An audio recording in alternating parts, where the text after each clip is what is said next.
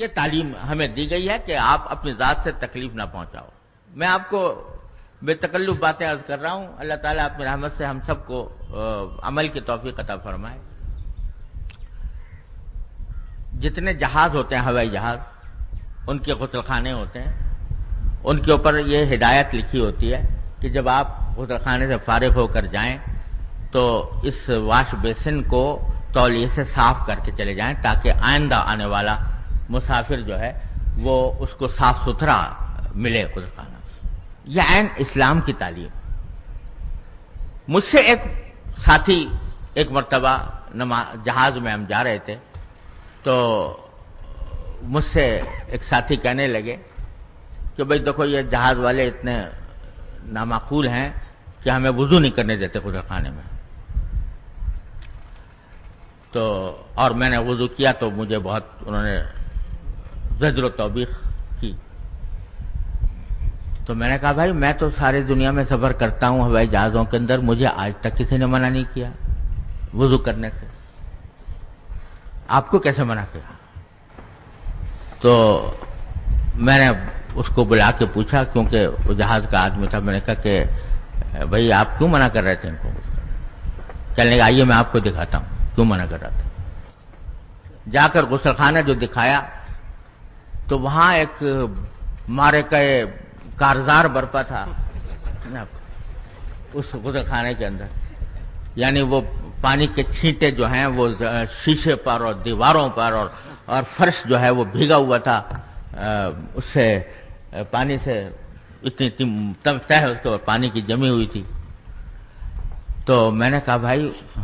اگر آپ یہ اس طرح وضو کرو گے تو ظاہر ہے کہ آپ کو روکیں گے وہ،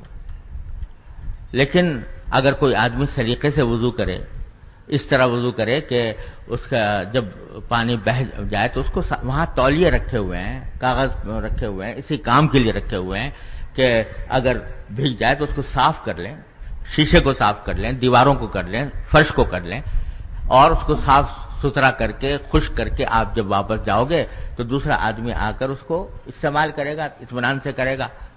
جب یہ اس طرح اگر آپ وضو کرو گے تو واقعی پھر روکنا ان کا کوئی قابل اعتراض نہیں۔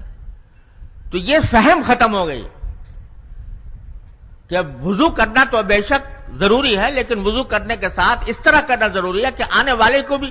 کراہیت نہ ہو۔ یہ آداب معاشرت ہے جو ہمیں اسلام نے سکھائے ہیں اور وہ ہم چھوڑ چکے ہیں۔ اللہ تبارک و تعالی جو ہے اس کا یہ قاعدہ ہے، میرے والد ماجد رحمۃ اللہ علیہ فرمایا کرتے تھے کہ باطل قوم محض باطل کی وجہ سے کبھی ترقی نہیں کر سکتی۔ ان الباطل کان زہوقا، ترقی اگر کوئی کرتی ہے، کسی باطل کو ترقی کرتے ہوئے دیکھو تو ضرور سمجھ لو کہ اس باطل کے ساتھ کوئی حق لگا ہے جس نے اس کو ترقی دی۔ تو یہ ساری باطل اقوام جو ترقی کرتی نظر آ رہی ہیں وہ اپنے فسق و فجور کی وجہ سے نہیں، اپنے غلط عقائد کی وجہ سے نہیں، اپنی عریانی فحاشی کی وجہ سے نہیں، اپنے بے دینی کی وجہ سے نہیں، وہ ترقی اگر کر رہی ہیں تو کچھ حق صفات انہوں نے اختیار کی ہیں جو در حقیقت ہمارے دین کی تعلیم تھی، اس کی وجہ سے ان کو ترقی ملی، اس کی وجہ سے ان کو دنیا کے اندر اللہ تعالیٰ نے یہ قاعدہ رکھا ہے کہ کافر کرے کام یا مسلم کرے، جیسا کام کرے گا دنیا میں ویسا نتیجہ پالے گا وہ۔ آخرت کا معاملہ اور ہے، آخرت میں تو ایمان شرط ہے عمل کا ثواب ملنے کے لیے،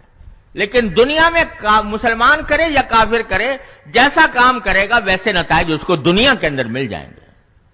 تو ان لوگوں نے جد و جہد کی، محنت کی، قوم کی تربیت کی، ان کو طریقہ سکھایا۔ یہ تعلیم ہمیں دی گئی ہے کہ آپ اپنی ذات سے تکلیف نہ پہنچاؤ۔ میں آپ کو بے تکلف باتیں عرض کر رہا ہوں، اللہ تعالیٰ اپنی رحمت سے ہم سب کو عمل کی توفیق عطا فرمائے۔ جتنے جہاز ہوتے ہیں ہوائی جہاز، ان کے غسل خانے ہوتے ہیں، ان کے اوپر یہ ہدایت لکھی ہوتی ہے کہ جب آپ غسل خانے سے فارغ ہو کر جائیں تو اس واش بیسن کو تولیے سے صاف کر کے چلے جائیں تاکہ آئندہ آنے والا مسافر جو ہے وہ اس کو صاف ستھرا ملے غسل خانہ۔ یہ عین اسلام کی تعلیم۔ مجھ سے ایک ساتھی ایک مرتبہ جہاز میں ہم جا رہے تھے تو مجھ سے ایک ساتھی کہنے لگے کہ بھئی دیکھو یہ جہاز والے اتنے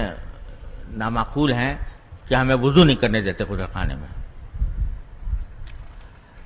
تو اور میں نے وضو کیا تو مجھے بہت انہوں نے زجر و توبیخ کی.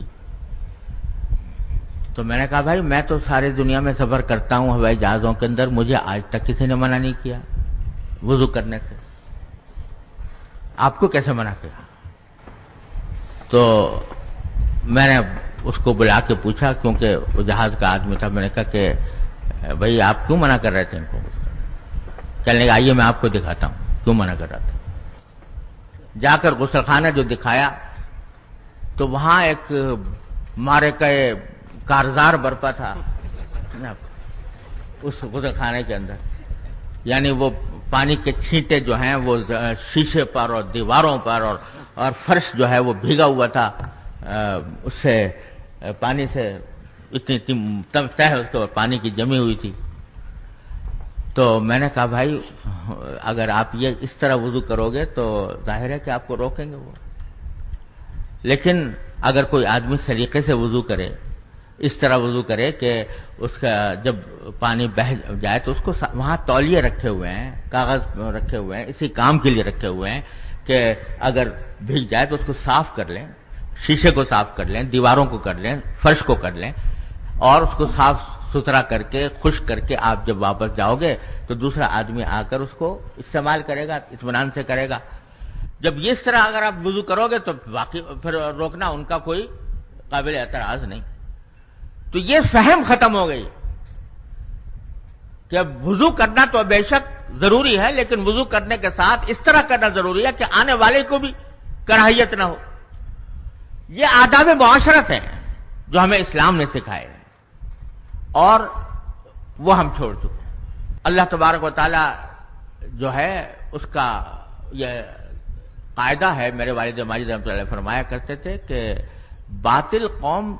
محض باطل کی وجہ سے کبھی ترقی نہیں کر سکتی. ان الباطل کان زہوقا, ترقی اگر کوئی کرتی ہے, کسی باطل کو ترقی کرتے ہوئے دیکھو تو ضرور سمجھ لو کہ اس باطل کے ساتھ کوئی حق لگا ہے جس نے اس کو ترقی دی. تو یہ ساری باطل اقوام جو ترقی کرتی نظر آ رہی ہیں وہ اپنے فسق و فجور کی وجہ سے نہیں,